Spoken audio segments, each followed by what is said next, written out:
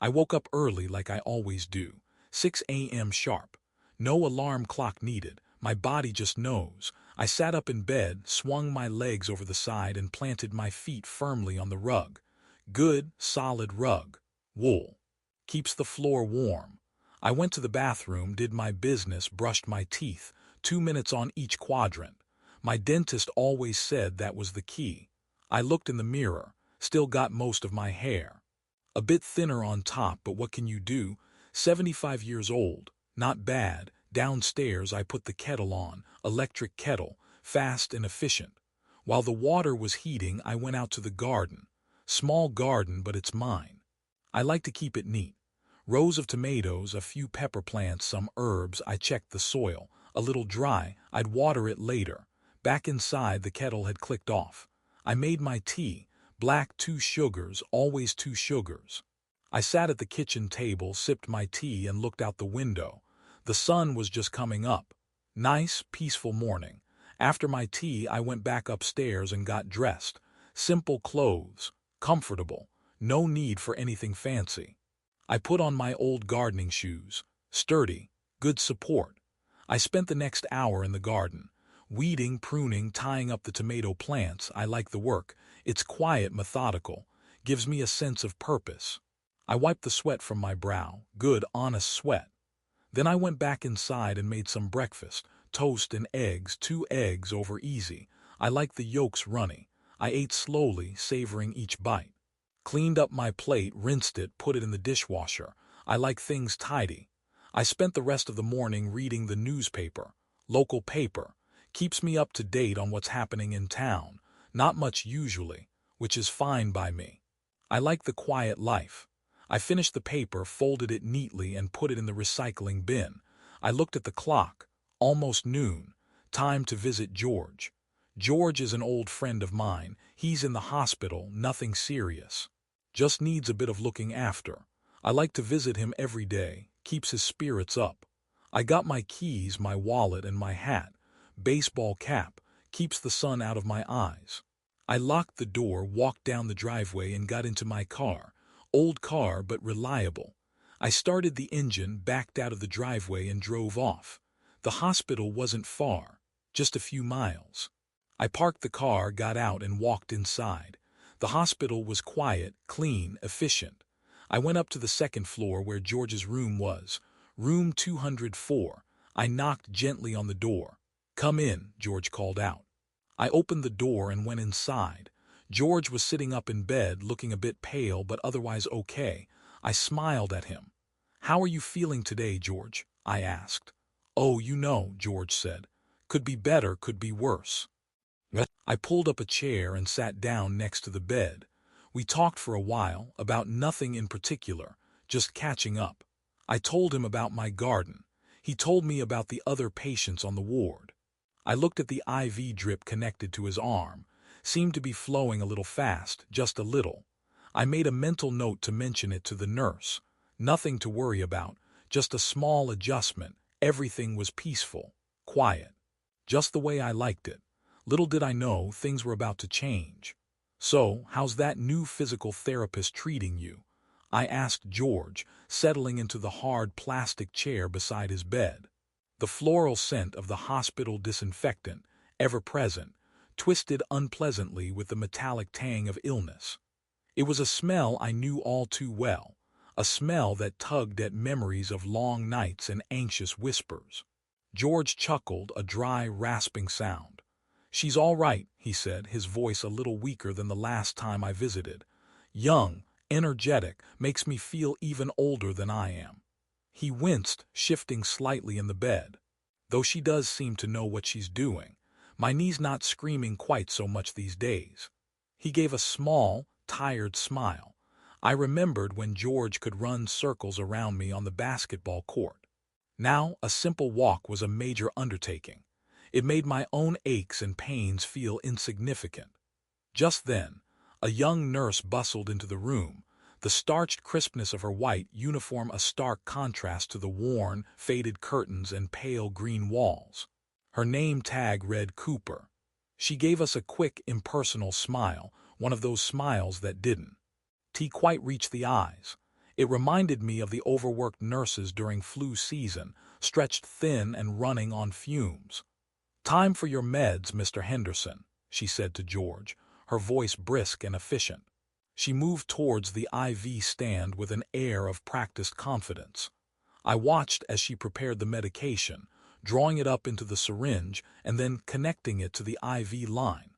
Something about the drip rate bothered me. It looked just a tad too fast.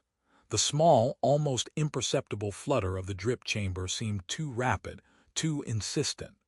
I'd seen this sort of thing 1,000 times during my years on the wards. It wasn't necessarily a critical error, but it could cause some discomfort, a burning sensation at the injection site, or even a slight fluid overload if left unchecked. "Excuse me, nurse," I said, keeping my voice low and gentle, not wanting to alarm George or create a scene. "The drip rate seems a bit quick. Perhaps it could be slowed down just a touch." I tried to phrase it as a suggestion rather than a criticism. Nurse Cooper stopped what she was doing and looked at me. She didn't say anything for a moment, just looked me up and down, taking in my civilian clothes, my age, the slight tremor in my hand as I gestured towards the IV. Then she laughed, a short, sharp laugh, loud enough for other people in the ward to hear. The sound bounced off the sterile walls, amplifying the disrespect. It made me uncomfortable. My face flushed a bit, a wave of heat rising in my neck. I clasped my hands together, trying to keep my composure. I remembered feeling this same flush of embarrassment years ago, when a senior surgeon had berated me in front of a group of interns. "Oh, bless your heart," she said, her voice dripping with condescension. "I'm sure you think you know best, but things have changed since your time. We have protocols now." She returned to what she was doing, completely ignoring my suggestion. She adjusted something else on the IV stand, fiddling with a clamp lower down the line, not the drip rate regulator I had been referring to. "I understand that," I replied, trying to keep my voice even, pushing down the rising irritation. "But I did spend a good number of years," I paused, not wanting to boast, but feeling the need to establish some credibility to justify my intervention. "Working in this very hospital, in cardiology actually." She gave another small, dismissive laugh, not even bothering to look at me this time. "I'm sure you did, sweetie, but medicine moves on. We don't use leeches anymore either." She gave a wink to George, as if sharing a private joke at my expense. He shifted uncomfortably in his bed, caught between us. I felt a tightness in my chest, a familiar constriction that always accompanied feelings of helplessness and frustration. I wasn't used to being spoken to like this, especially not in a hospital, especially not about something I knew a thing or two about, something I had dedicated my life to.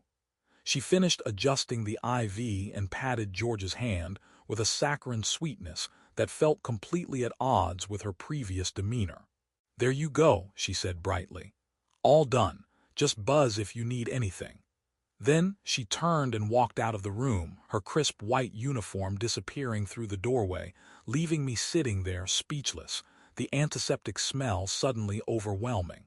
I looked at George, who avoided my gaze, staring up at the ceiling. The silence hung heavy between us.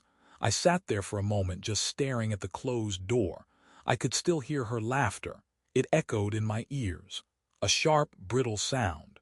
I felt my face getting hot. I took a deep breath, trying to calm myself. I told myself it was nothing, just a young, inexperienced nurse. But it bothered me, more than it should have. I felt a knot forming in my throat. A tight, constricted feeling. I swallowed hard, trying to dislodge it. It wouldn't move. George looked at me. I could see the concern in his eyes. He opened his mouth to say something, then closed it again. He didn't know what to say. Neither did I. I managed a weak smile. "She seems enthusiastic," I said. My voice sounded strained even to my own ears. George just nodded. I looked out the window. The sky was a clear, bright blue, a beautiful day. But I couldn't appreciate it. All I could hear was that laugh. It kept playing over and over in my mind, like a broken record. I thought about all the years I had spent in this hospital. The long hours, the difficult cases, the lives I had saved. And now this young nurse, barely out of school, was treating me like I was some senile old fool. It was humiliating, infuriating. I felt a wave of anger wash over me. I clenched my fists. Then I took another deep breath, trying to control myself. I had to stay calm. I couldn't let her get to me. I looked back at George. He was still staring at the ceiling. I reached out and patted his hand. "Don't worry about it, George," I said. "It's nothing." But it wasn't nothing, it was something. Something that bothered me deeply. I felt a sense of disbelief. Like I was in a dream. This couldn't be happening. Not to me. Not after all I had accomplished. I sat there for a few more minutes, trying to compose myself. The knot in my throat remained, a constant reminder of the nurse's laughter, of her dismissive attitude, of her arrogance. I knew I couldn't just let it go. I had to do something. But what? I wasn't sure. I needed time to think, to process what had happened, to figure out my next move. I stood up. "I'll be back later, George," I said. "I just need to get some air." He nodded again, still not meeting my eyes. I walked out of the room, closing the door quietly behind me. I walked down the hallway, my mind racing. The knot in my throat tightened with each step.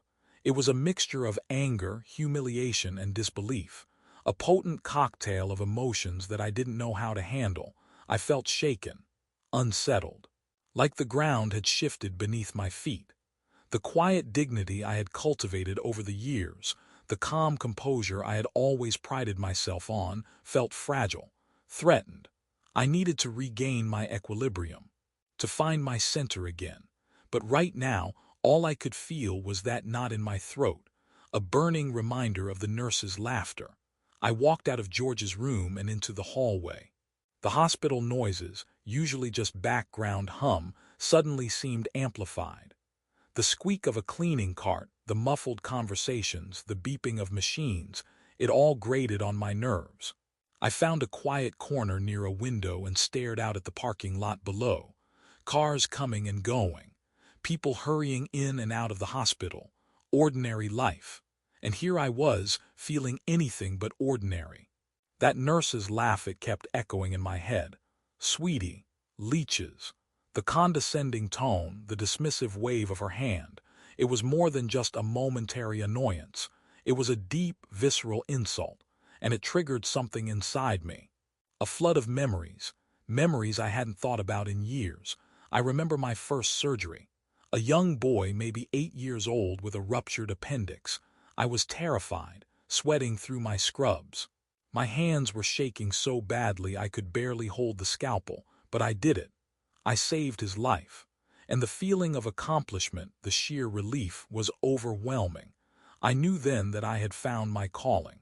Then there was the time I operated on a pregnant woman who had been in a car accident. The baby was in distress. It was a complex, high-risk procedure. We worked for hours, the entire surgical team, fighting to save both mother and child. And we did. I remember holding that tiny, newborn baby in my hands, hearing its first cry. It was a miracle, a testament to the power of modern medicine, and to the dedication and skill of the surgical team. Another memory surfaced. A young man, a police officer, shot in the line of duty, massive internal bleeding. We worked through the night, battling to keep him alive. It was a losing battle. I remember the moment he died, the flatline on the monitor, the heavy silence in the operating room, the feeling of defeat, of helplessness. I still remember his face. Young, brave, gone too soon. I closed my eyes, trying to push the memories away, but they kept coming, wave after wave. Each one a reminder of the weight of decades, of the countless hours I had spent in operating rooms, fighting for lives, of the difficult decisions I had made, of the successes and the failures, of the immense responsibility I had carried on my shoulders. And now, this young nurse, with her casual dismissal, her arrogant laughter, was reducing all of that to nothing. She was treating me like I was irrelevant, like my experience, my knowledge, my entire career meant nothing. It was an injustice, a profound disrespect, not just to me, but to the entire medical profession, To all the doctors and nurses who had dedicated their lives to healing the sick. I opened my eyes and looked back out the window. The parking lot was still busy. Life was going on, but something had changed inside me.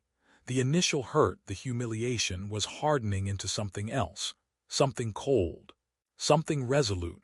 I knew I couldn't let this go. I couldn't let her arrogance stand. It wasn't just about me anymore. It was about the patients, about the potential danger her dismissive attitude posed to their well-being. I had a responsibility, a moral obligation. I had to do something. I paced the hallway, the linoleum cold beneath my worn shoes, back and forth, back and forth. I stopped at the window again, looked out, but didn't really see anything. My mind was still churning, replaying the scene with Nurse Cooper. The laugh, the condescending tone, the way she dismissed me like I was some doddering old man. It wasn't just the personal insult that bothered me. That stung, sure, but it was more than that. It was the casual disregard for patient care. The way she ignored my suggestion, brushed it off as if it didn't matter. That's what really got to me. I thought about George, lying there in his bed, relying on her for his care. Relying on someone who seemed more concerned with appearing knowledgeable than with actually helping patients. What if I hadn't been there? What if there was no one to question her? What if she made a more serious mistake? I stopped pacing and leaned against the wall, closing my eyes. I remembered a case from years ago. A young intern fresh out of medical school, just like Nurse Cooper. He'd been so sure of himself, so confident in his textbook knowledge. He'd made a small error, a seemingly insignificant miscalculation. But it had cost the patient dearly. I'd been the one to break the news to the family. I still remembered the look on their faces, the devastation, the grief. I opened my eyes. I couldn't let that happen again, not if I could prevent it. Nurse Cooper's arrogance wasn't just a personal affront. It was a potential danger to patients, and I couldn't, in good conscience, let it go unchecked. I thought about my options. I could report her to the hospital administration, file a formal complaint, but that felt heavy-handed, like using a sledgehammer to crack a nut, and it might not even be effective. She could deny everything, claim I was just a confused old man, and who would they believe? A young, promising nurse or a retired doctor. I could talk to her directly, try to reason with her, explain why her behavior was unacceptable, but I doubted she'd listen. She'd probably just laugh again, dismiss me as an old-timer who didn't understand modern medicine. I sighed. There had to be another way, a way to make her see the error of her ways, to teach her a lesson she wouldn't forget, a way to protect the patients without causing a major disruption. I pushed myself off the wall and started pacing again. My mind was working now. The initial hurt, the confusion, was fading, being replaced by something else. A quiet resolve, a cold determination. I didn't know exactly what I was going to do yet, but I knew one thing for sure. I wasn't going to let this go. I was going to find a way to deal with Nurse Cooper, a way that would ensure the safety of the patients and teach her a valuable lesson about humility and respect. I owed it to George. I owed it to myself. I owed it to all the patients who relied on the care of nurses like her. The knot in my throat was still there, but it felt different now. Less a constricting weight, more a hard, tight core of purpose. The anger was still there too, but it was controlled now, focused, like a laser beam. I would be careful. I would be methodical. I would be effective. I took a deep breath, the cool hospital air filling my lungs. I felt a sense of calm settling over me, the calm before the storm. I sat in my car, engine off, just staring out at the hospital entrance. People were coming and going, doctors in their white coats, nurses bustling by, visitors carrying flowers and balloons. Ordinary day, ordinary lives. And here I was, wrestling with a decision that felt anything but ordinary. I thought about what that Nurse Cooper had said. Old-timers. Leech. Ease, the dismissive laugh, it still stung. I rubbed my hand over my face, feeling the rough stubble on my chin. I was tired, tired of the fight, tired of the memories. I'd spent my whole life working, striving, pushing myself. Retirement was supposed to be my time for peace and quiet, for gardening and reading and spending time with George. I sighed. I just wanted to go home, forget about the whole thing, pretend it never happened. Go back to my peaceful routine, water my tomatoes, read the newspaper, visit George, but I couldn't. Not really. Not with that nagging feeling in the pit of my stomach, the feeling that something was wrong, that I couldn't just stand by and do nothing. I thought about the potential fallout if I did decide to take action. It wouldn't be easy. It would mean disrupting my quiet life, spending time and energy on something I really didn't want to deal with. There could be unpleasantness, confrontations, maybe even legal issues. I didn't need that, not at my age. I leaned back in my seat, closing my eyes. I imagined myself back in my garden, the warm sun on my face, the smell of the earth, the quiet rustle of the leaves. That's where I wanted to be, not here in this hospital parking lot wrestling with this dilemma. But then I thought about George, lying there in his bed, vulnerable, reliant on the care of that nurse. What if she made another mistake, a more serious one? What if I hadn't been there to question her the first time? What if something happened to him because I chose to stay silent? I opened my eyes. I couldn't live with that. I couldn't just ignore the potential danger. I had a responsibility, not just to George, but to all the patients in that hospital, to anyone who might be at risk because of Nurse Cooper's arrogance and inexperience. I thought about my oath, the oath I took all those years ago, to do no harm, to always put the patient's well-being first. It wasn't just a bunch of words. It was a code, a way of life, and it still applied even in retirement. Even when I was just a visitor, not a doctor. I took a deep breath. The air felt heavy in my chest. This wasn't going to be easy. It would mean stepping back into a world I had left behind, a world of conflict and pressure, a world I had deliberately chosen to leave, but I had to do it. I had no choice. I started the engine. The car rumbled to life. I put it in reverse and backed out of the parking space. I wasn't going home, not yet. I was going back inside, back to the hospital, back to face Nurse Cooper. I didn't know exactly what I was going to do, but I knew I had to do something.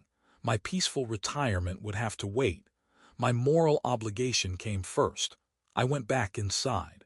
The hospital air felt colder now, the antiseptic smell sharper, almost metallic. I went straight to George's room. He was dozing, his breathing shallow and even. I pulled up the chair and sat down beside his bed, my hands clasped tightly in my lap. I just sat there for a long time watching him sleep.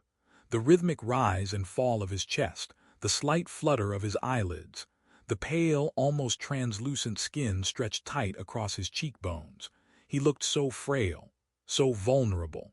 I thought about Nurse Cooper, her breezy confidence, her dismissive laugh, the way she'd treated me, the way she'd ignored my concerns. It made my blood boil. I felt a surge of anger, hot and sharp like a jolt of electricity. I clenched my jaw, trying to control it. I looked around the room, the sterile white walls, the beeping machines, the IV drip attached to George's arm. I watched the drip chamber, the steady, rhythmic flow of the fluid. It seemed to be going at a more reasonable rate now. Maybe she'd adjusted it after all, or maybe someone else had. It didn't matter. The damage was done. I thought about my options. What could I do? What should I do? I could report her. Go to the hospital administration. File a formal complaint. But that felt extreme, like overkill. And what good would it do? Would they even believe me? An old, retired doctor versus a young, energetic nurse. They'd probably just think I was being fussy, overreacting. I could try to talk to her again, explain why her behavior was unacceptable, but I doubted she'd listen. She'd probably just laugh again, dismiss me with another condescending remark. I closed my eyes, aided to think, to plan, to come up with a strategy, something that would make her understand, something that would teach her a lesson she wouldn't forget. I sat there for a long time just thinking, my mind working, turning the problem over and over like a Rubik's Cube, trying to find the right combination, the right solution. Slowly an idea began to form, a vague notion at first, then more concrete, more defined. It wouldn't be easy. It would take time, patience, careful planning, but it could work. It had to work. I opened my eyes. George was still sleeping, his breathing slow and steady. I looked at him, at his frail, vulnerable form. I made a silent vow. I would protect him. I would protect all the patients from Nurse Cooper's negligence and arrogance. I would teach her a lesson she wouldn't forget. My face remained impassive. No outward sign of the turmoil churning inside me, but the decision was made. The verdict delivered. Silently, irrevocably, I would have my revenge. Not a vengeful, spiteful revenge, but a just one, a necessary one. A revenge that would ensure the safety of the patients and teach that young nurse a valuable lesson about humility and respect. I sat there, beside George's bed, watching him sleep, my face a mask of calm. But inside, a plan was taking shape, a plan that would change everything, a plan that would bring Nurse Cooper down. I shifted in my chair, the hard plastic digging into my back. The silence in the room was broken only by the rhythmic beeping of the heart monitor and the soft hiss of the oxygen tank. I watched George sleep. His face was relaxed, almost peaceful. I hoped he wasn't in any pain. I hoped he was dreaming of better days. Days before hospitals and nurses and condescending laughter. I thought about what I was going to do. It wouldn't be easy. It would mean stepping outside my comfort zone, taking risks, confronting someone who clearly held me in contempt, but I had to do it. I couldn't just let it go, not this time. I thought about my own career, the years I'd spent in this very hospital, the countless hours, the sleepless nights, the difficult decisions, the lives I'd saved, the lives I'd lost. It had been a long, hard road, but I'd always done my best, always put my patients first, always adhered to the highest ethical standards. And now this young nurse, fresh out of school, was treating me like I was some senile old fool, dismissing my concerns, ignoring my experience. It was an insult, not just to me, but to the entire medical profession, to all the doctors and nurses who had dedicated their lives to healing the sick. I took a deep breath, trying to calm myself. I couldn't let my emotions get the better of me. I needed to be strategic, to think clearly, to plan my next move carefully. I looked at George again. His chest rose and fell steadily. He seemed to be resting comfortably. Good. I would wait until he woke up. Then I would tell him what I had decided. I wouldn't go into details. I didn't want to worry him, but I would let him know that I wasn't going to let Nurse Cooper get away with her behavior, that I was going to do something about it. I sat there in the quiet room watching my friend sleep. My face was calm, my expression unreadable, but inside my mind was racing, formulating a plan to teach Nurse Cooper a lesson she wouldn't forget, a plan to restore order, a plan to protect the patients, a plan to reclaim my own dignity. The decision was made, the silent verdict delivered, and I would see it through. No matter what, I visited George every day. Sat with him, talked about the old times. We talked about sports mostly. George always loved baseball. I preferred football myself. But we always found something to talk about. It was good to see him. He was getting better slowly but surely. But I wasn't just there to visit George. I was also there to observe, to study my opponent, Nurse Cooper. I watched her like a hawk, every move she made, every word she spoke. I wanted to understand her, to figure out what made her tick, to find her weaknesses. She was young, mid-20s I'd guess, confident almost to the point of arrogance. She walked with a brisk, purposeful stride, her head held high, like she owned the place. She always seemed to be in a hurry, rushing from one patient to the next, never stopping tea. Oh, chat, never making eye contact, except with the doctors. She was always very attentive to the doctors, smiling, nodding, hanging on their every word. It was almost sickening. I noticed how she interacted with the other nurses, the older ones especially. She was polite, of course, but there was a subtle condescension in her tone, a slight impatience, like she thought she knew better, like she was just waiting for them to retire so she could take over. I listened to her conversations, mostly medical jargon, textbook stuff. She rattled off symptoms and diagnoses like she was reading from a script, impressing the younger nurses, no doubt, but I could tell she lacked practical experience. She relied too much on theory, not enough on instinct. I saw it in the way she handled patients. Efficient, yes, but impersonal, detached. She treated them like cases, not people. She went through the motions, checked their vitals, administered their medications, but she never really connected with them, never asked about their families, never offered a word of encouragement, just in and out, quick as she could. One day I saw her struggling with an IV line. The patient, an elderly woman, was complaining of pain. Nurse Cooper fiddled with the IV, adjusting the flow rate, but it didn't seem to help. The woman kept wincing.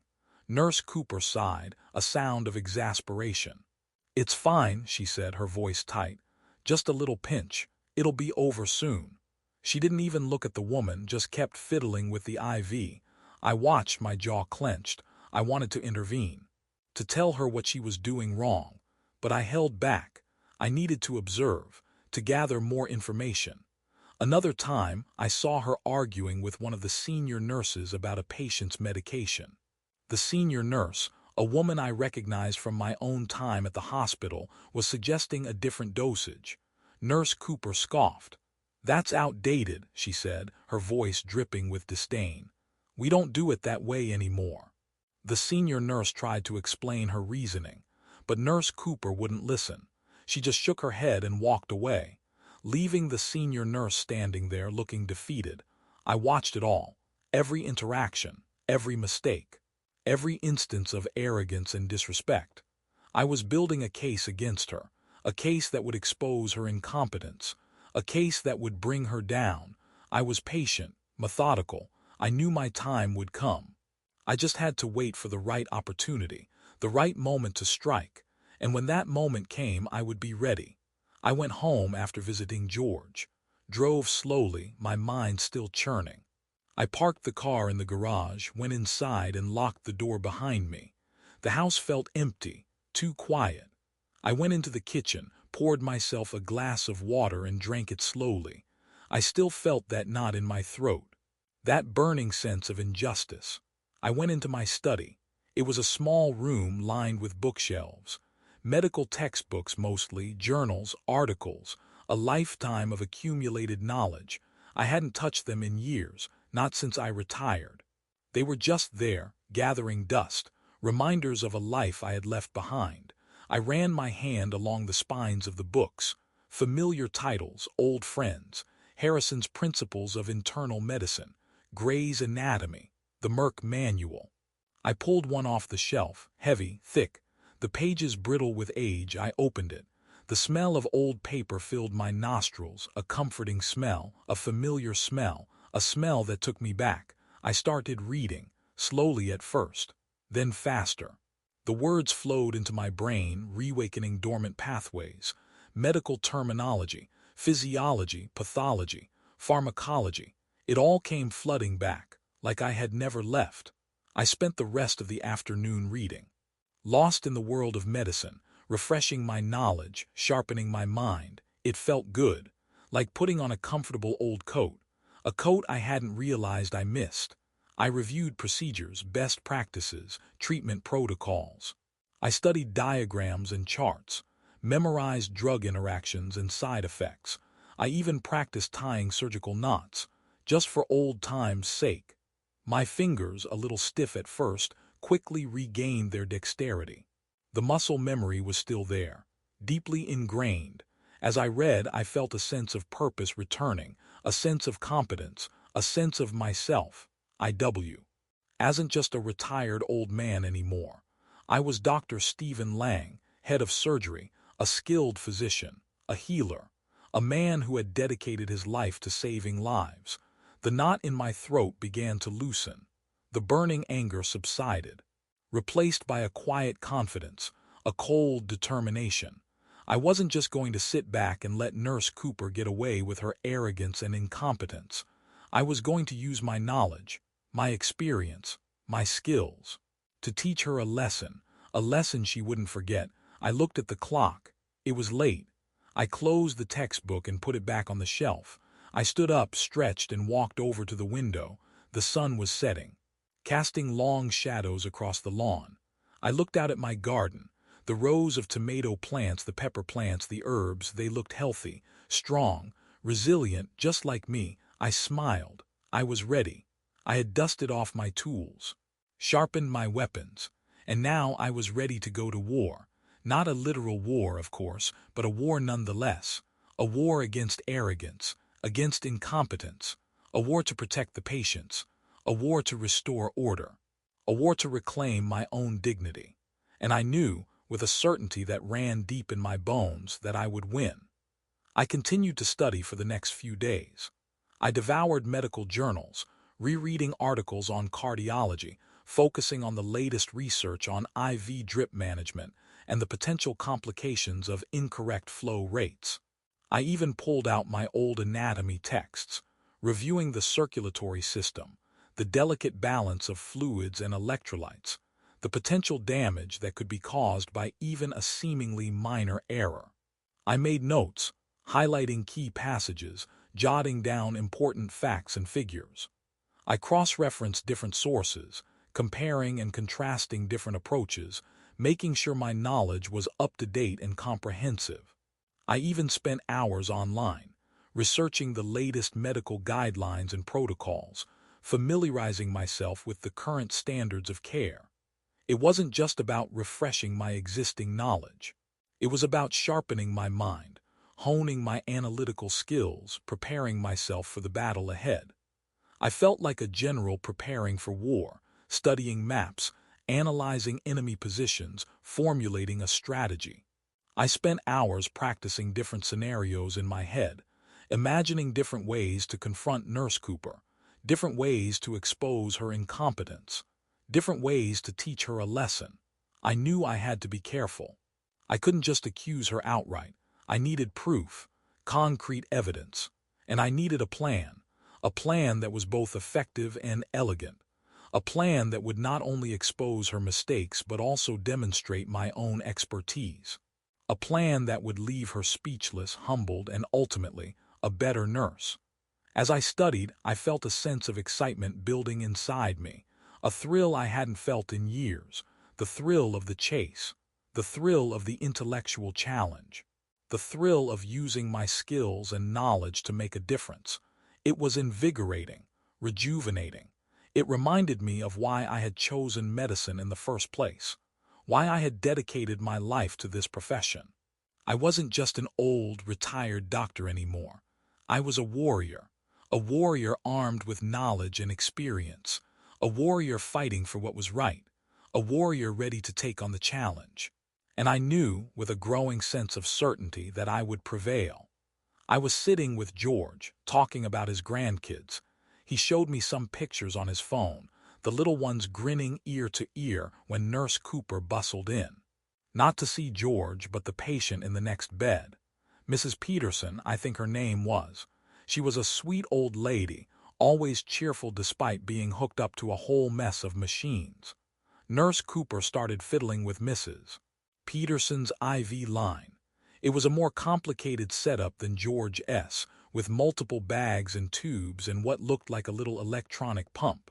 I watched her closely, my eyes narrowed. This was my chance to observe her in action, to see if my suspicions were correct. She seemed flustered, unsure of herself. She kept checking the chart, then back at the IV, then back at the chart again. She fumbled with the clamps and connectors, her fingers clumsy, her movements hesitant. I could tell she was out of her depth. This was beyond her level of expertise. This was where her textbook knowledge failed her. This was where experience mattered. She muttered something under her breath, something I couldn't quite hear. Then she sighed, a sound of frustration. She looked around the room as if hoping someone would magically appear and solve the problem for her. Her eyes flicked over me, but she quickly looked away, dismissing me as usual. She obviously still saw me as just a harmless old man. Good. That would work to my advantage. She continued to struggle with the IV. Adjusting the flow rate, checking the pressure, fiddling with the pump, nothing seemed to work. Mrs. Peterson started to moan, her face contorted in pain. "It burns," she said, her voice weak. "It burns so bad." Nurse Cooper patted her hand dismissively. "It's all right, dear," she said, her voice lacking any real warmth or concern. "Just a little pinch. It'll be over soon." She didn't even look at Mrs. Peterson. Just kept fiddling with the IV. My hands clenched into fists. This was it. The moment I had been waiting for, and then it hit me. The plan, clear as day, simple, elegant, and perfectly suited to expose Nurse Cooper's incompetence and at the same time demonstrate my own expertise. I would use her arrogance against her. I knew exactly what I was going to do. I would wait for the right moment. The moment when Nurse Cooper's negligence created a critical situation. A situation that required immediate action. A situation that demanded experience and expertise. And then I would step in. I would take charge. I would save the day, and in doing so I would expose Nurse Cooper's incompetence for all to see. I watched as Nurse Cooper continued to struggle with the IV. I saw the frustration on her face, the panic in her eyes. She was losing control, and I was ready to take over. The plan was simple, really, almost too simple, but I knew it would work. It had to work. It was the only way. I would let Nurse Cooper dig her own grave, so to speak. I would let her arrogance and inexperience lead her down the wrong path. And then, when she was at her most vulnerable, when she was completely out of her depth, I would step in and show her how it was done. I would show her what real expertise looked like. I would show her the difference between textbook knowledge and practical experience. I would show her the meaning of true patient care. I smiled, a small, almost imperceptible smile. It was a smile of satisfaction, of anticipation, of revenge, not a vengeful, spiteful revenge, but a righteous revenge, a necessary revenge, a revenge that would serve a greater purpose, a revenge that would protect the patients and teach Nurse Cooper a valuable lesson. I sat back in my chair, my heart beating a little faster. The game was on. I knew I couldn't just barge in and accuse Nurse Cooper of incompetence. Not yet, anyway. I needed to be more subtle, more strategic. I needed to plant the seeds of doubt, let them germinate, grow. I needed an ally, someone on the inside. I thought about Dr. Ramirez. He was the attending physician on George's ward, a good man, a competent doctor, and most importantly, someone I trusted. I'd worked with him for years back when I was still head of surgery. We faced some tough cases together. Made some difficult decisions. We'd earned each other's respect. I decided to pay him a visit. I waited until visiting hours were over. The hospital was quieter then, less chaotic. I found Dr. Ramirez in the doctor's lounge. He was sitting at a table reviewing some charts, a cup of coffee steaming beside him. He looked up as I approached. A flicker of recognition crossed his face. "Dr. Lang," he said, standing up and extending his hand. "It's good to see you. How are you doing?" "I'm well, thank you," I replied, shaking his hand. "And yourself?" "Tired," he said with a weary smile. "But that's par for the course, isn't it?" I nodded. "It always is." We chatted for a few minutes. About the old days. About the changes at the hospital. Then I steered the conversation towards Nurse Cooper. "I've been visiting my friend George Henderson in room 204, I said, keeping my voice casual. "Ah, yes," Dr. Ramirez said. "He's doing well considering."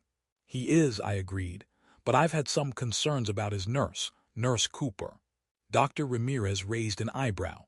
"Oh, what kind of concerns?" I paused. I needed to choose my words carefully. I didn't want to sound like I was making accusations, just expressing some mild reservations. "Well," I said, "she seems a bit inexperienced, a bit too reliant on textbook knowledge, not enough practical experience." Dr. Ramirez nodded slowly. "She is quite young," he agreed, "fresh out of school." "Exactly," I said. "And sometimes that can be a liability, especially in a hospital setting." I didn't say anything more. I let the words hang in the air. Let them sink in. I watched Dr. Ramirez's face. He was thinking, processing what I had said, planting the seed. I understand your concern, he said finally. I'll keep an eye on her. I appreciate that, I said. It's just, I've seen firsthand how even a small mistake can have serious consequences. I didn't elaborate, I didn't need to. Dr. Ramirez knew what I meant. He'd seen it too. We both had.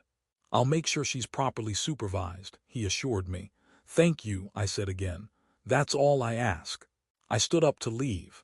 It was good to see you, Dr. Ramirez, I said, extending my hand. You too, Doctor. Lang, he replied, shaking my hand. Take care. I left the doctor's lounge and walked back to George's room. I sat down beside his bed and watched him sleep. The seed was planted. Now, all I had to do was wait. Wait for it to grow, wait for it to bear fruit. I knew it would. It had to. The fate of the patients and my own peace of mind depended on it. I went back to see George the next day. He was awake, sitting up in bed, reading a magazine. He looked a bit better, a little more color in his cheeks. How are you feeling today, George? I asked, pulling up a chair. Not bad, he said, putting the magazine down. A little stiff, but not bad. We talked for a while about nothing much. The weather, the local sports teams, his grandkids. I tried to keep the conversation light. I didn't want to mention Nurse Cooper. Not yet. She came in a little later. Same crisp white uniform. Same brisk, efficient manner. Time for your meds, Mr. Henderson, she said, not even glancing my way. This time I decided to play a different role. I adopted a demeanor of gentle, slightly confused elderly man. I slumped a little in my chair, let my hands tremble just a bit.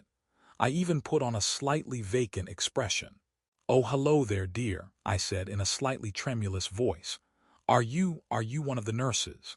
Nurse Cooper gave me a quick, impatient look. Yes, sir, she said, her tone curt. I'm Nurse Cooper. Nurse Cooper, I repeated, as if trying to remember the name. That's a nice name. She didn't respond, just went about her business, preparing George's medication. I watched her closely but pretended not to. I kept up my act, the slightly confused, slightly doddering old man. Are you going to give George his medicine? I asked in a childlike voice.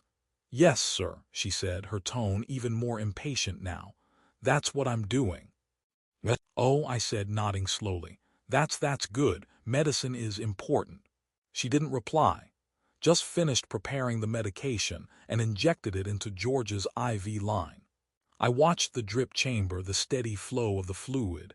It seemed to be going at the correct rate this time. I didn't say anything. I just kept up my act.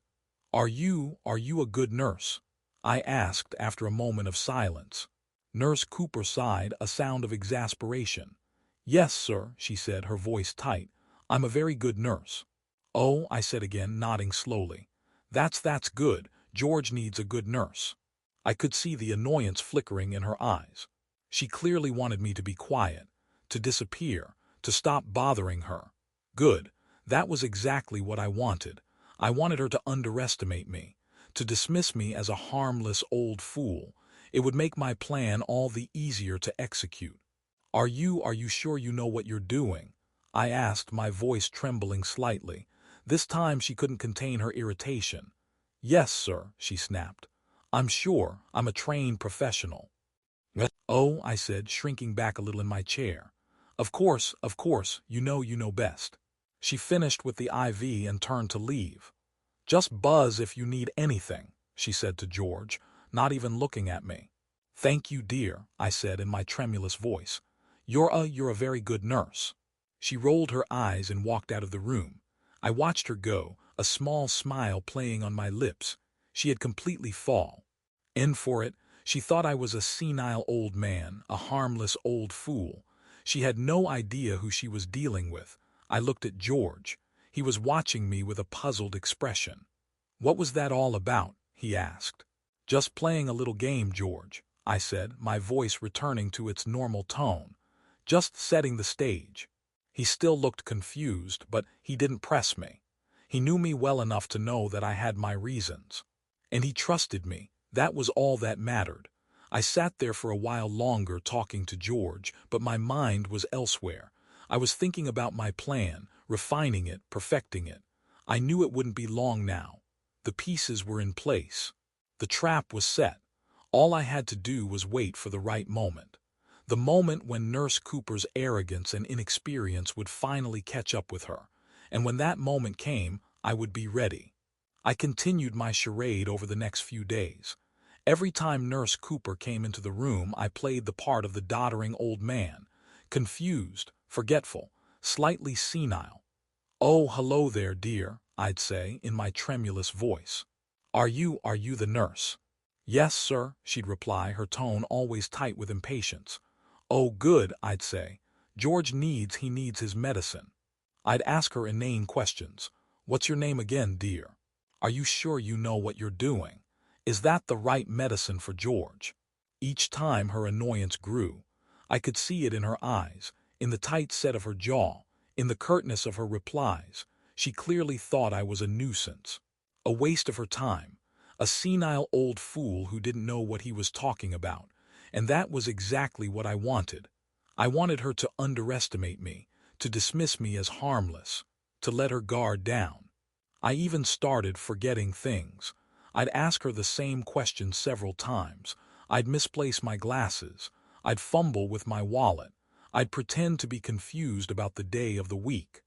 "What day is it today, dear?" I'd ask, blinking innocently. "It's Tuesday, sir," she'd reply, her voice strained. "Tuesday," I'd repeat as if trying to remember. "Oh, yes, Tuesday, of course, silly me." I could see the eye rolls, the barely suppressed sighs, the barely concealed contempt. It was all going according to plan. I even started complimenting her excessively. "You're such a good nurse, dear," I'd say, patting her hand. "So efficient, so knowledgeable." She'd just give me a tight smile and pull her hand away. She obviously didn't believe me. She thought I was just being patronizing, condescending, which of course I was, but she didn't know the real reason. She didn't know that I was playing a game she couldn't possibly win. I was laying the groundwork, building the foundation for my plan. I was lulling her into a false sense of security, making her believe that she was in control, that she was superior, that I was just a harmless old man. And all the while I was watching, observing, waiting for the right moment. The moment when her arrogance and inexperience would finally create the opening I needed. The moment when I could spring my trap. And when that moment came, I would be ready, I would pounce. And I would not let go until she had learned her lesson. I kept visiting George day in, day out. Same routine. Park the car. Walk inside. Take the elevator to the second floor. Room 204. Knock on the door. "Come in," George would call out. I'd pull up a chair, sit down, and we'd talk. About his grandkids, about the food, about the other patients. Anything to pass the time. He was getting better slowly. A little stronger each day. The color was returning to his cheeks. He was starting to look like his old self again. But I wasn't just there to chat. I was watching, waiting. Like a hawk circling its prey. I was watching Nurse Cooper, studying her every move, waiting for her to make a mistake, a real mistake, one that would put George at risk. I kept up my act, the doddering old man, confused, forgetful. "Harmless, oh hello there, dear," I'd say when she came into the room. Are you the nurse?" She'd just sigh and get on with her work. She barely even acknowledged me anymore, which was fine by me. It was all part of the plan. I watched her administer George's medications. I checked the IV drip. I listened to her conversations with the other nurses. I was looking for any sign of negligence, any lapse in judgment, anything that would give me the opening I needed. One day I noticed something small, something easily overlooked. She was changing George's IV bag. A routine procedure, but she did it too quickly, too carelessly. She didn't properly flush the line. I saw a small air bubble enter the tubing. Tiny, almost invisible, but it was there. I didn't say anything, not yet. I just filed it away in my mind. Another piece of the puzzle, another nail in her coffin. I started paying closer attention to George's condition, checking his pulse, his blood pressure, his breathing, looking for any changes, any signs of distress. I asked him how he was feeling, more often than usual. "Are you sure you're okay, George?" I'd ask. "Are you feeling any pain, any discomfort?" He'd just shrug and say he was fine, but I wasn't convinced. I had a feeling something was wrong, something subtle, something that even George himself might not be aware of. The tension was building. I could feel it in the air, like the stillness before a storm. I knew it wouldn't be long now. Something was going to happen, something that would give me the opportunity I'd been waiting for, the opportunity to expose Nurse Cooper's incompetence and protect my friend. I continued my visits, day after day, watching, waiting, the tension mounting, the anticipation growing. I was like a coiled spring ready to be released, ready to strike. I just needed the right trigger, the right catalyst, and I knew with a growing sense of certainty that it wouldn't be long now. The stage was set, the actors were in place. The drama was about to begin. George was complaining of headaches. Not severe, he said, just a dull ache, but it was persistent. Dee mentioned it to Nurse Cooper, but she'd brushed it off. "Just a side effect of the medication," she'd said. "Nothing to worry about." I wasn't so sure. I'd seen this before. It could be a sign of something more serious, especially with the air bubble I'd seen in his IV line.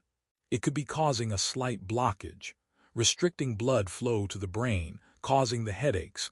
I watched Nurse Cooper like a hawk, looking for any other signs of negligence, any other mistakes, and I found one. A small one, but a significant one. She was supposed to be monitoring George's fluid intake, making sure he was getting enough fluids. But she was. She was too busy chatting with the other nurses, too busy flirting with the young doctors, too busy checking her phone. I saw George's water pitcher, empty. He hadn't had anything to drink in hours. I knew what I had to do. I had to exacerbate the situation, make it worse, force Nurse Cooper to react, to reveal her incompetence. "George," I said, "are you thirsty?" He nodded. "A little," he said. "I'll get you some water," I said, reaching for the pitcher. "Don't bother," Nurse Cooper said, without even looking up from her phone. "I'll get it later." "He's thirsty now," I said, my voice firm. She sighed, a sound of annoyance. "Fine," she said, putting her phone down. "I'll get it." She went to the sink and filled the pitcher, but she didn't offer it to George. She just put it on the bedside table. "There you go," she said. "Help yourself." I watched as George struggled to reach for the pitcher. His hands were weak, shaky. He couldn't quite grasp it. "Here, let me help you," I said, taking the pitcher from him. I poured him a glass of water. He drank it thirstily, then another, and another. He was clearly dehydrated. "I'm still thirsty," he said, his voice weak. "I'll get you some more," I said, pouring him another glass. He drank it quickly. Then he started coughing, a dry, hacking cough. "George, are you all right?" I asked, my voice laced with concern. He shook his head. I don't feel so good," he said, his voice raspy. I checked his pulse. It was rapid, weak. His breathing was shallow, labored. His face was pale, clammy. The headaches were getting worse. He was starting to show signs of fluid overload combined with dehydration, exactly what I had anticipated. "Nurse Cooper," I said, my voice sharp. "I think something's wrong with George." She finally looked up from her phone. She glanced at George, then back at me. "What do you mean?" she asked, her tone dismissive. "He's not feeling well," I saw. He's thirsty, he's coughing, his pulse is weak." She rolled her eyes. "He's just dehydrated," she said. "I'll get him some more water." "He's already had plenty of water," I said, "and it's not helping. I think it's something more serious." She sighed again, that same sound of exasperation. "What do you think it is?" she asked, her voice dripping with sarcasm. "I think it could be related to the air bubble I saw in his IV line earlier," I said, my voice calm. "It could be causing a blockage, restricting blood flow to his brain, causing the headaches. The coughing could be a sign of fluid in his lungs. He needs to be checked by a doctor, immediately." Nurse Cooper's face paled. She finally realized the gravity of the situation. She finally realized that she had made a mistake, A serious mistake. I'll call Dr. Ramirez, she stammered, her voice trembling. Good, I said, my voice firm. And while you're at it, get him some oxygen. He's starting to have trouble breathing. She hurried out of the room, her face a mask of panic. I looked at George. He was lying back in bed, his eyes closed, his breathing shallow, irregular. I took his hand in mine. Don't worry, George, I said, my voice soft. I've got you. Everything's going to be all right. I knew it would be. I had set the stage. I had cast the bait. And now I just had to wait for the trap to spring. George's breathing was getting worse. Shallow, ragged gasps.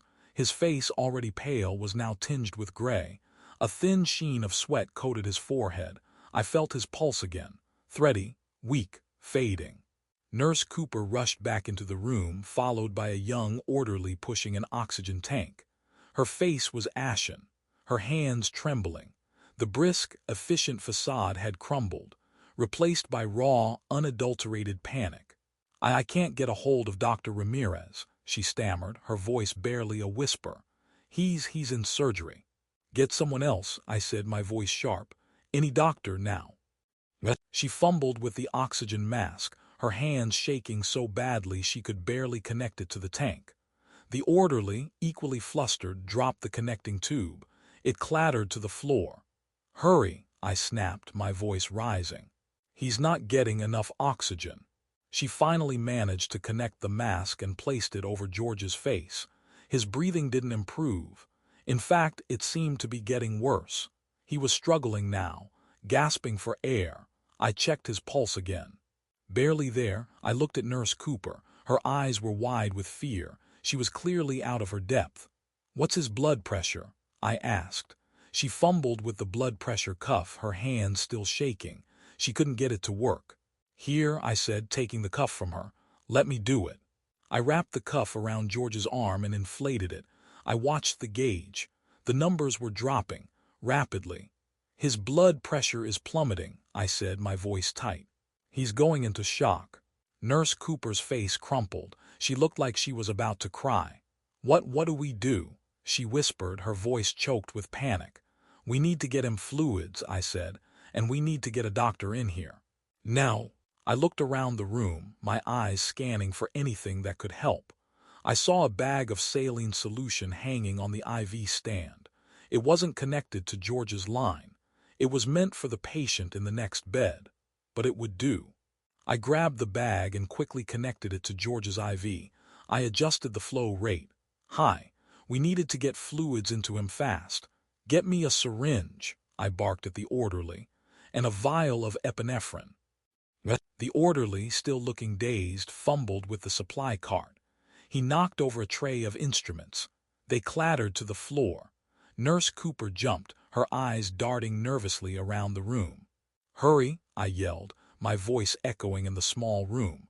He finally found the syringe and the epinephrine. I grabbed them and quickly prepared the injection. I injected it directly into George's IV line. A bolus of epinephrine to stimulate his heart, to raise his blood pressure, to buy us some time.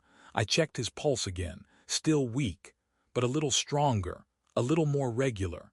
His pulse is improving, I said, my voice calmer now. But we still need a doctor. Just then another nurse rushed into the room. What's going on here? She asked, her eyes wide with alarm. Mr. Henderson is in distress, I said. My voice firm. He needs immediate medical attention. Where's Dr. Ramirez? He's still in surgery, the nurse said, but Dr. Chen is on her way. Good, I said. We need to get him stabilized before she gets here. I continued to monitor George's vitals. His breathing was still labored, his blood pressure still low, but he was holding on. Thanks to the fluids and the epinephrine, thanks to my quick thinking, thanks to my years of experience. I looked at Nurse Cooper. She was standing in the corner watching me. Her face was pale, her eyes filled with a mixture of fear, shame, and something else, something I couldn't quite place. I knew she was finally realizing the gravity of her mistakes, the potential consequences of her negligence, the difference between textbook knowledge and real-world experience, the weight of responsibility that came with being a nurse. The weight she had so carelessly dismissed. The weight I had carried for so many years. The trap had sprung, and she was caught. Dr. Chen arrived a few minutes later, her face etched with concern.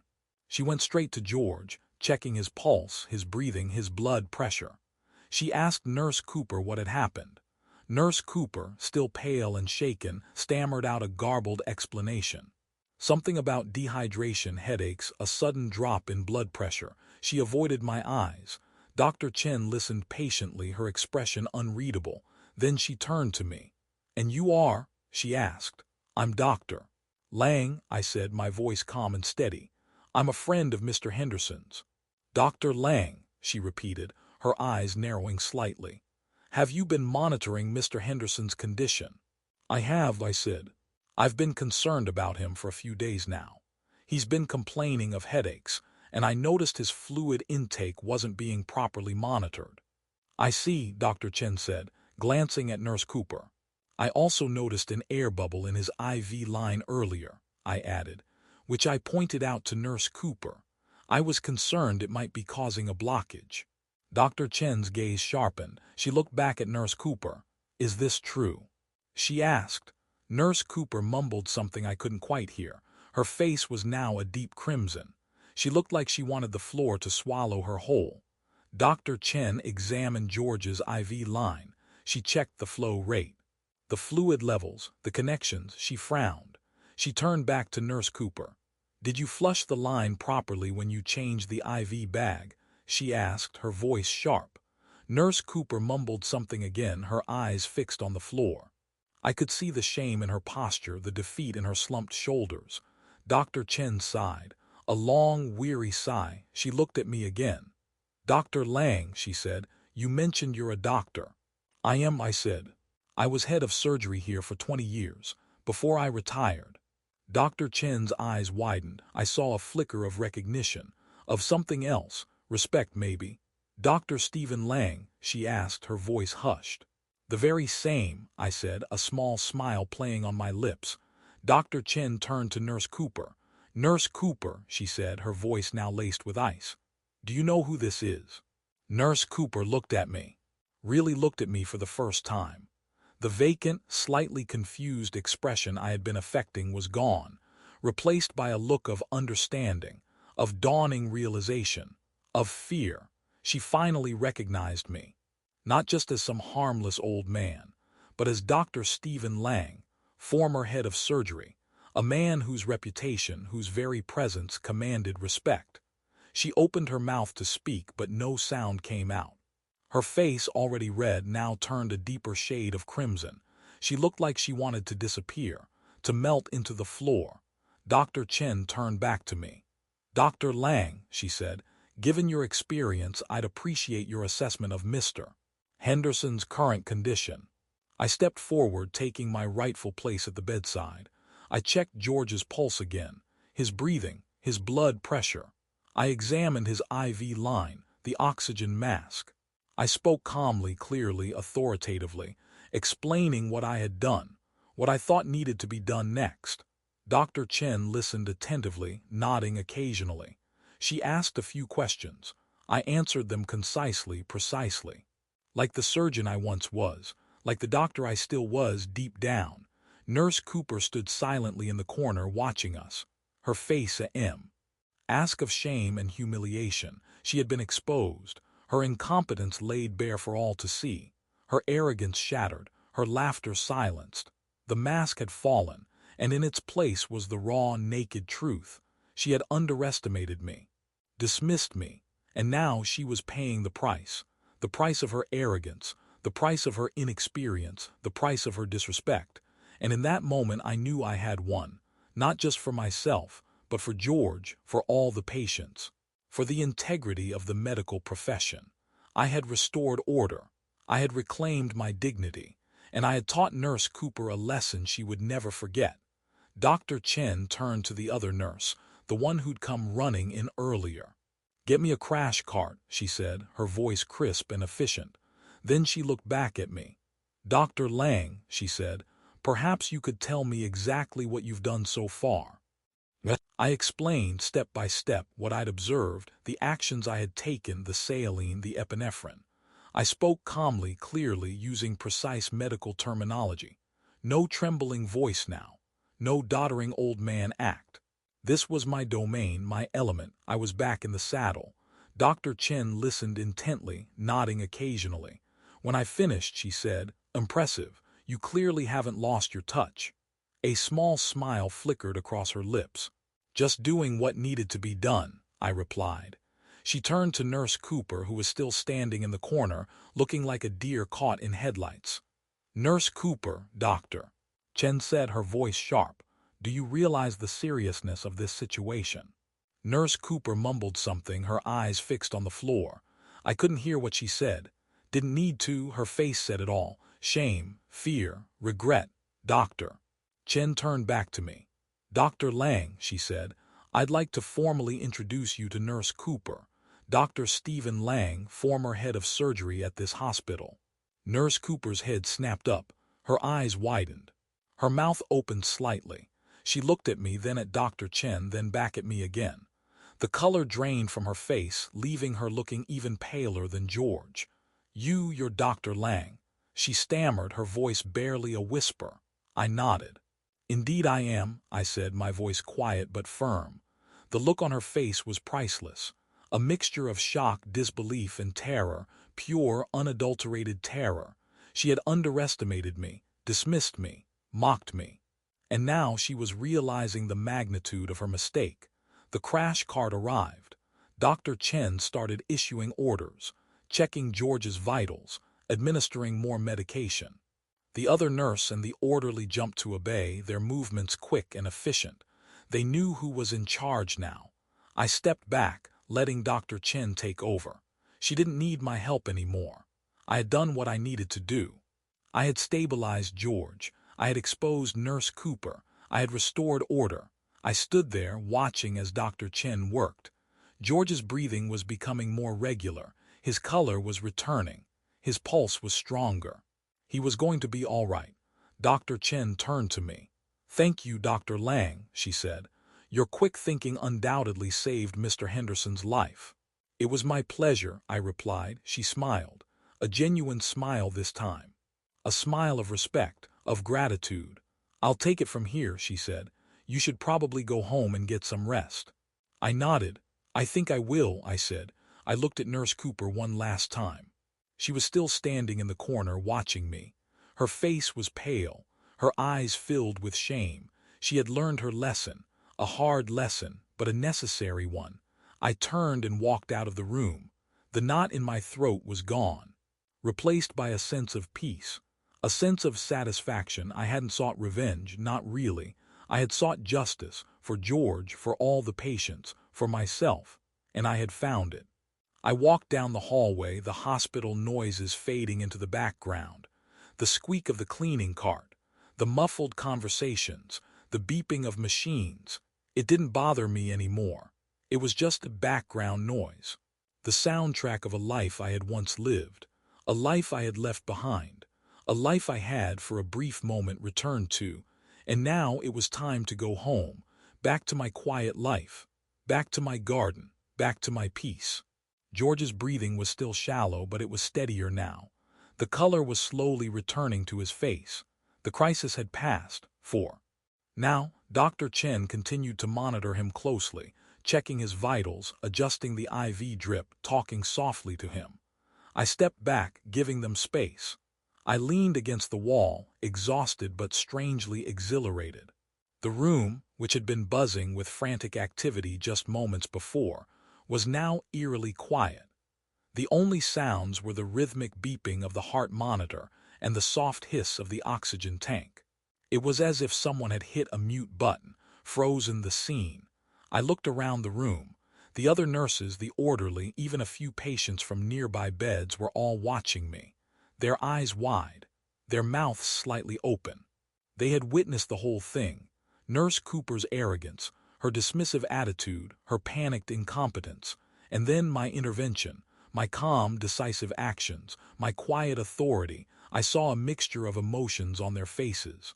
Awe, respect, disbelief, And something else, a kind of satisfaction, like they had been waiting for this, waiting for someone to put Nurse Cooper in her place. I remembered seeing similar expressions on the faces of junior doctors years ago, when I, as head of surgery, had stepped in to handle a particularly difficult case. The same hushed reverence, the same unspoken gratitude. It felt familiar, comforting. I looked at Nurse Cooper. She was still standing in the corner, her face ashen, her eyes fixed on the floor. She hadn't moved, hadn't spoken. The confident, almost arrogant young woman who had laughed at me just a few days ago was gone, replaced by a ghost, a shell. The laughter was gone, replaced by a mortified silence, a silence that spoke volumes. The silence stretched on, broken only by the rhythmic beeping of the machines. It was a heavy silence, a pregnant silence, a silence filled with unspoken words, unspoken judgments, unspoken truths. I closed my eyes for a moment, savoring the silence of victory. It wasn't a triumphant, boisterous victory. It was a quiet victory, a subtle victory, a victory won not with shouts and boasts, but with knowledge, experience, and calm, decisive action. I opened my eyes and looked at George. He was resting peacefully now, his breathing even, his color returning. He was going to be all right. I had saved him, not just from the immediate medical crisis, but from the potential danger posed by Nurse Cooper's negligence. I looked back at the other staff members. They were still watching me, their eyes filled with a newfound respect. They had seen me in action. They had seen what I was capable of. They had seen the difference between arrogance and competence, between textbook knowledge and practical experience, between a dismissive laugh and the quiet confidence of a skilled physician.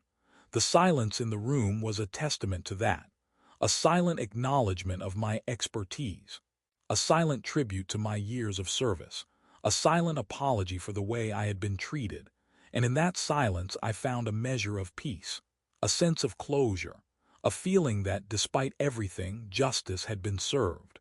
The ward remained hushed, respectful, almost reverent. And in that hushed reverence I knew that Nurse Cooper's laughter would never echo in these halls again. It had been replaced by something far more profound, the sound of silence. George was stable. Dr. Chen was still there, keeping a close eye on him, but the immediate crisis had passed. The room had mostly cleared out. The orderly had wheeled away the crash cart. The other nurses had drifted back to their stations. Only Dr.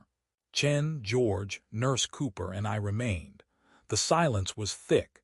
You could hear the hum of the fluorescent lights, the gentle whoosh of the oxygen still flowing through George's mask. I stood by the window, looking out at the rooftops of the town, trying to gather my thoughts. I felt drained, but also satisfied. It was a strange mix of emotions. I heard a small sniffle. I turned and saw Nurse Cooper. She was still standing in the same corner, but her shoulders were slumped. Her face was blotchy, her eyes red-rimmed. She looked smaller, younger, more vulnerable than I had ever seen her. The crisp white uniform seemed too big for her now. Like a child playing dress-up in her mother's clothes. She took a step towards me, then hesitated. She looked at Dr. Chen, then back at me. She opened her mouth to speak, then closed it again. She swallowed hard. I could see the struggle in her eyes, the shame, the humiliation, the regret. Finally she spoke. Her voice was barely a whisper. "Dr. Lang," she said, her eyes fixed on the floor. I'm so sorry."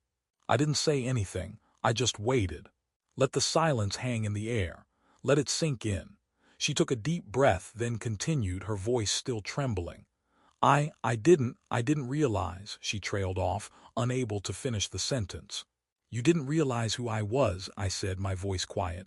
She nodded, her eyes still on the floor. "No, sir," she mumbled. I didn't. I was so arrogant, so stupid." "You were reckless," I said, my voice a little harder now. "You put Mr. Henderson's life at risk." She winced. "I know," she whispered. "I know, and I'm so sorry. I should have listened to you. I should have taken your concerns seriously." She looked up at me then, her eyes filled with tears. "You were right," she said. "About the air bubble, about the fluids, about everything. I usually am. I said, my voice softening a bit. She took another deep breath, trying to compose herself. I've been so focused on proving myself, she said, on showing everyone how much I know, that I forgot what it means to be a nurse, to care for patients, to listen to people who have more experience than me. She paused, wiping her eyes with the back of her hand. You taught me a valuable lesson, Dr. Lang, she said, her voice stronger now. A lesson I won't forget. I nodded. I'm glad to hear that, I said, because that's all I ever wanted, to make sure that patients like Mr. Henderson receive the best possible care. She looked at George, who was now sleeping peacefully. He's lucky to have you as a friend, she said. He is, I agreed. She looked back at me. Thank you, Dr. Lang, she said, for everything. I nodded again. You're welcome, Nurse Cooper, I said. Now go and do your job. And do it right. She nodded, her face still red but her eyes clear now. She turned and walked out of the room, her shoulders a little straighter, her steps a little more purposeful. She had been humbled, but she had also been redeemed. And in that redemption I found a measure of peace, a sense of forgiveness for her and for myself. The silence returned, but it was a different kind of silence now, not the heavy, oppressive silence of before, but a quiet, peaceful silence.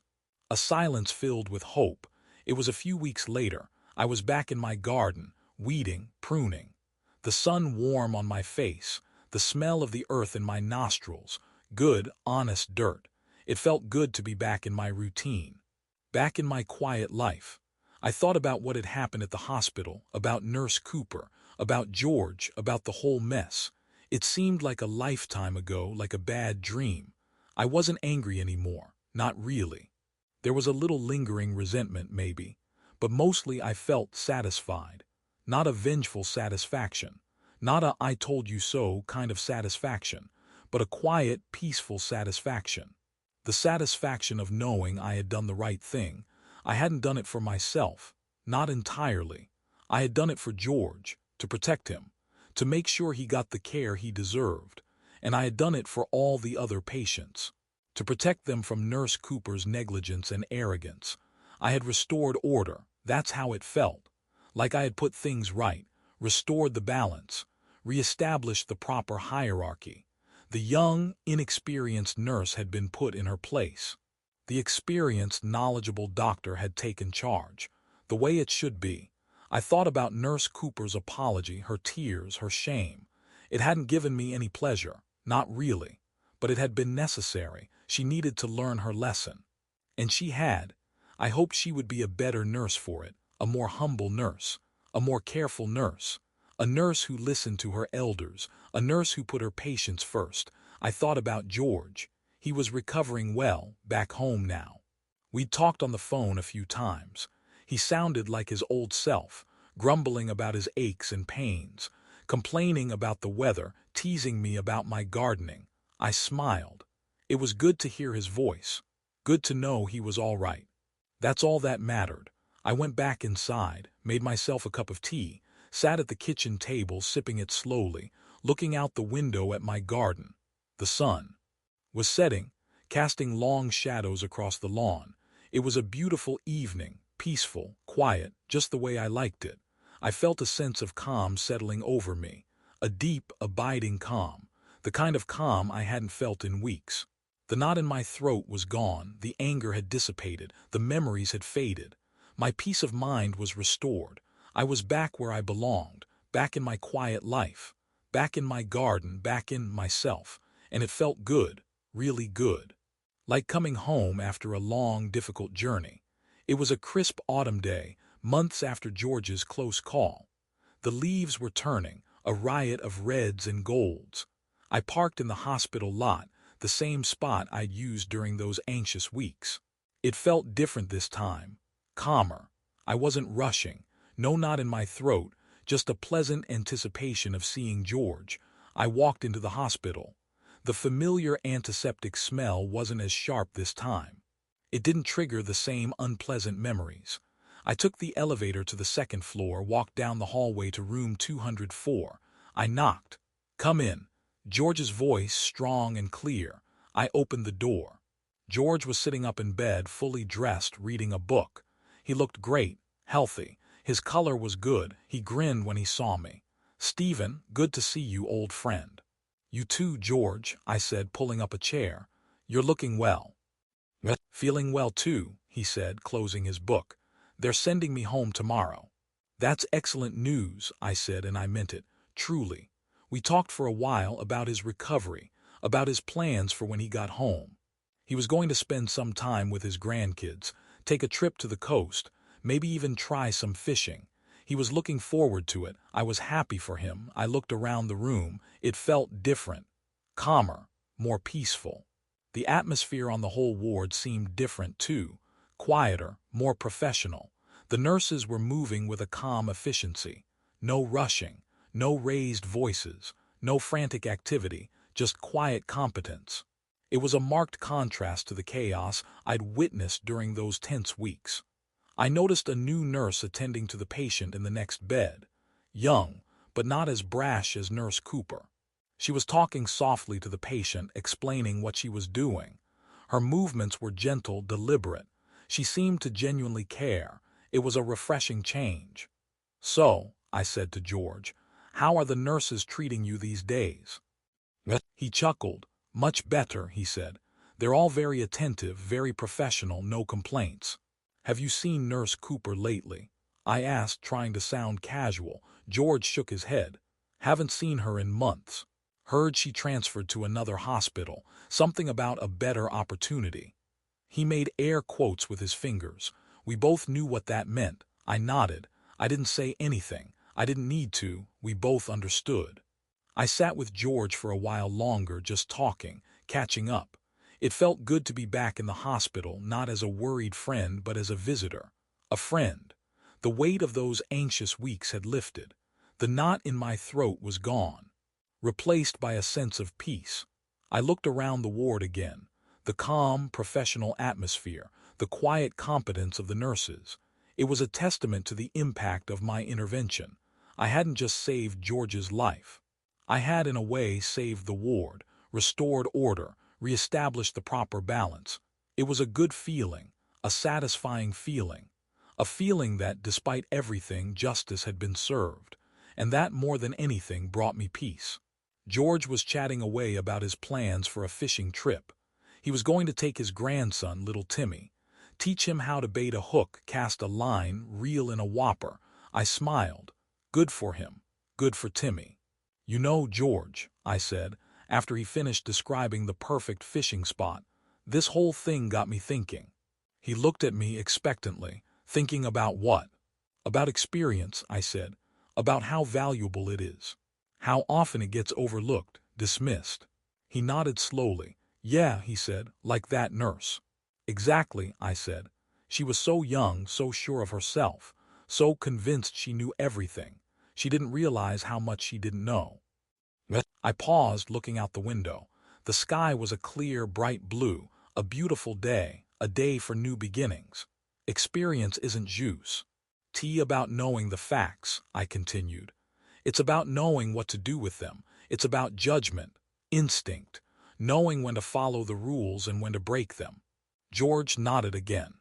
"You sure showed her," he said, a grin spreading across his face. "I didn't do it to show her," I said.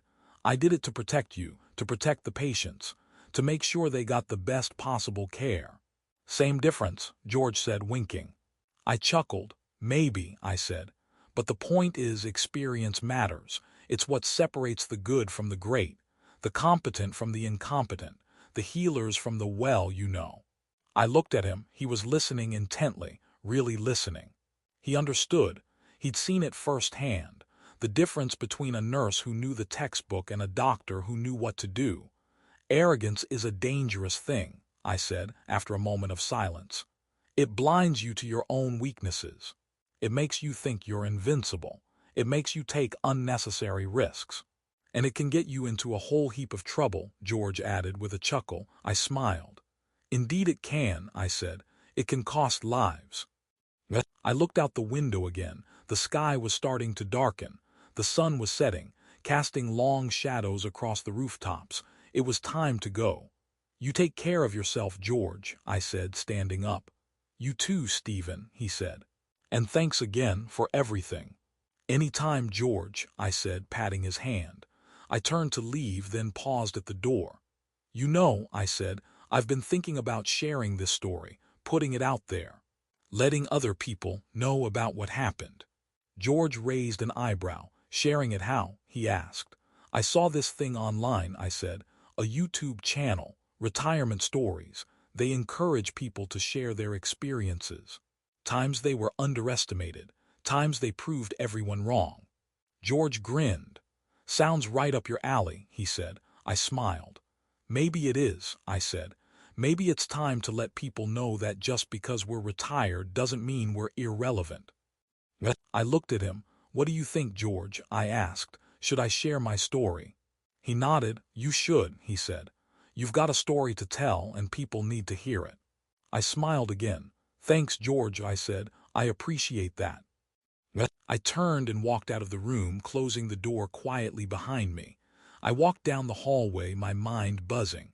I had a story to tell, a story about experience, about arrogance, about the importance of speaking up, about the power of knowledge, about the quiet dignity of a life well lived.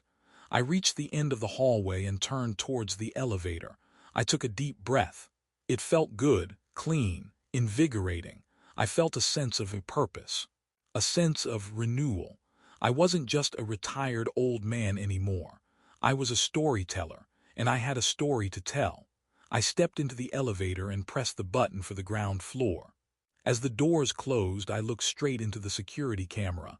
I smiled, a small, quiet smile, and I spoke, my voice clear and strong. Have you been underestimated? I asked. Share your story.